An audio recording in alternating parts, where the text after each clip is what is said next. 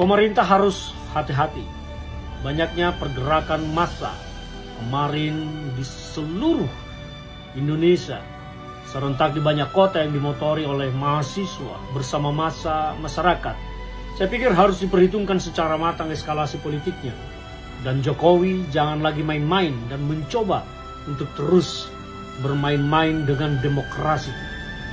Gerakan masyarakat kemarin yang muncul mulai dari Sumatera, dari Medan, dari Palembang, dari Lampung, dari Bengkulu, dari Jawa, dari Karawang, Purwakarta, Semarang, Purwokerto, Surabaya, Samarinda, Banjarmasin, Makassar, Nusa Tenggara.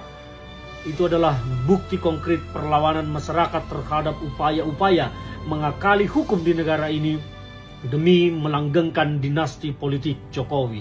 Dan taruhan besar di sini adalah Pak Prabowo Subianto sangat mungkin